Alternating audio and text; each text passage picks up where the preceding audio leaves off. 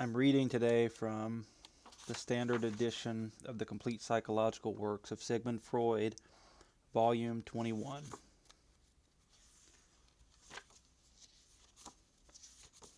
The Future of an Illusion, 1927.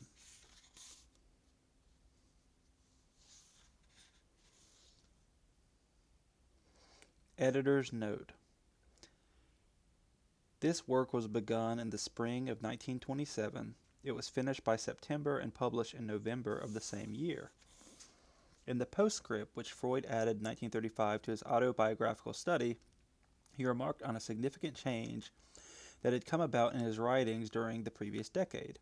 My interest, he explained, after making a long detour through the natural sciences, medicine, and psychotherapy, returned to the cultural problems which had fascinated me long before, when I was a youth scarcely old enough for thinking. Standard edition 2072.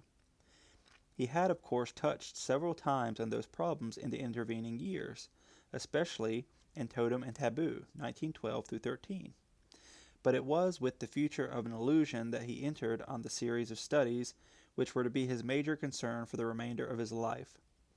Of these, the most important were Civilization and its Discontents, 1930a, which is the direct successor to the present work, the discussion of Philosophies of Life, which forms the last of the new introductory lectures, 1933a, Why War, 1933b, Freud's open letter to Einstein, and finally Moses and Monotheism, 1939a, which he worked at from 1934 onwards.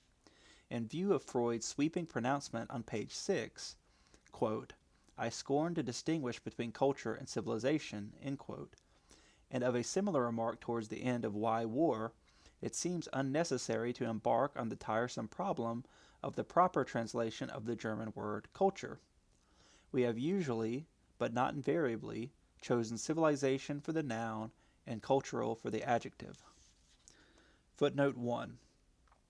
His earliest published approach to the problem of religion was in the paper on Obsessive Actions and Religious Practices, 1907b. The Future of an Illusion 1. When one has lived for quite a long time in a particular civilization, footnote 1, see editor's note, page 4, and has often tried to discover what its origins were and along what path it has developed, one sometimes also feels tempted to take a glance in the other direction and to ask what further fate lies before it, and what transformations it is destined to undergo. But one soon finds that the value of such an inquiry is diminished from the outset by several factors.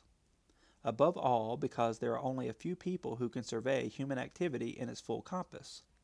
Most people have been obliged to restrict themselves to a single or a few fields of it. But the less a man knows about the past and the present, the more insecure must prove to be his judgment of the future. And there is the further difficulty that precisely in a judgment of this kind, the subjective expectations of the individual play a part which it is difficult to assess, and these turn out to be dependent on purely personal factors in his own experience, on the greater or lesser optimism of his attitude to life, as it has been dictated for him by his temperament or by his success or failure. Finally, the curious fact makes itself felt that in general people experience their present naively, as it were, without being able to form an estimate of its contents.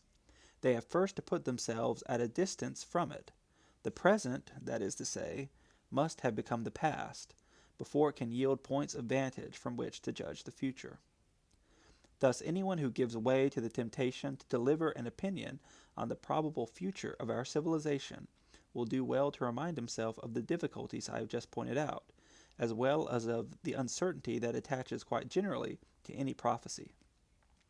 It follows from this, so far as I am concerned, that I shall make a hasty retreat before a task that is too great, and shall promptly seek out the small tract of territory which has claimed my attention hitherto, as soon as I have determined its position in the general scheme of things. Human civilization, by which I mean all those respects in which human life has raised itself above its animal status and differs from the life of beasts, and I scorn to distinguish between culture and civilization, presents, as we know, two aspects to the observer. It includes, on the one hand, all the knowledge and capacity that men have acquired in order to control the forces of nature and extract its wealth for the satisfaction of human needs, and, on the other hand, all the regulations necessary in order to adjust the relations of men to one another, and especially the distribution of the available wealth. The two trends of civilization are not independent of each other.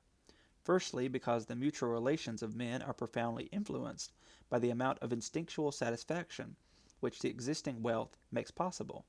Secondly, because an individual man can himself come to function as wealth in relation to another one, insofar as the other person makes use of his capacity for work, or chooses him as a sexual object.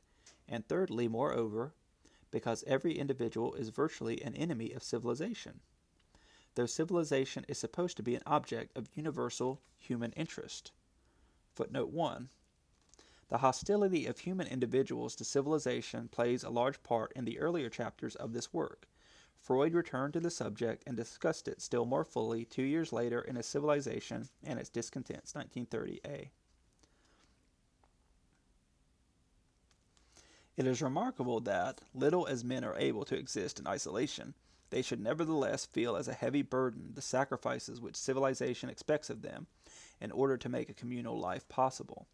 Thus, civilization has to be defended against the individual, and its regulations, institutions, and commands are directed to that task. They aim not only at effecting a certain distribution of wealth, but at maintaining that distribution. Indeed, they have to protect everything that contributes to the conquest of nature and the production of wealth against men's hostile impulses.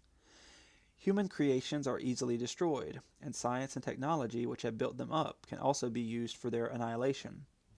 One thus gets an impression that civilization is something which was imposed on a resisting majority by a minority which understood how to obtain possession of the means to power and coercion.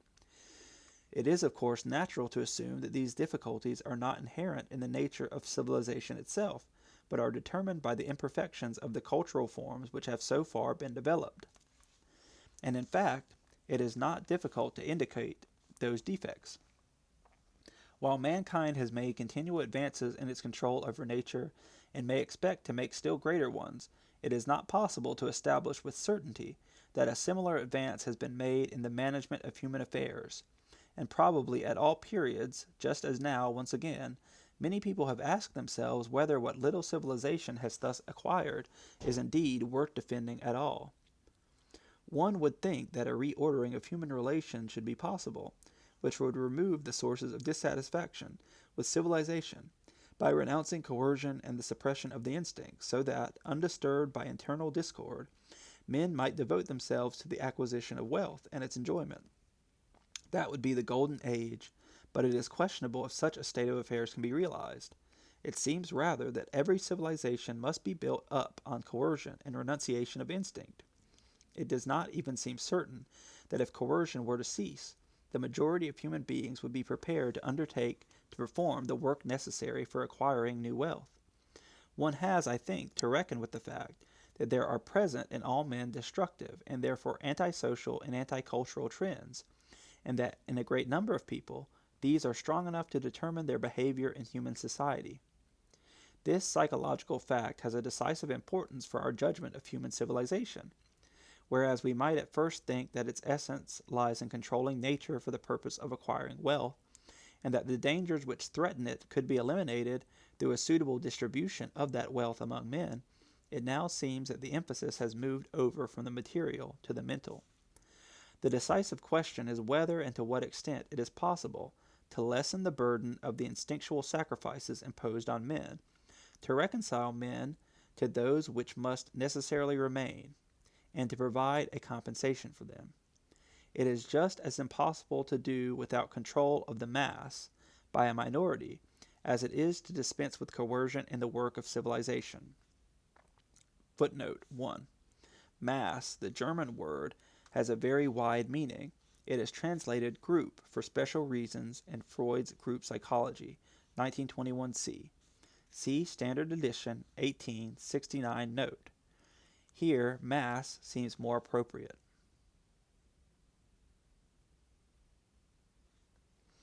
This psychological fact has a decisive importance for our judgment of human civilization. Whereas we might at first think that its essence lies in controlling nature for the purpose of acquiring wealth, and that the dangers which threaten it could be eliminated through a suitable distribution of that wealth among men, it now seems that the emphasis has moved over from the material to the mental.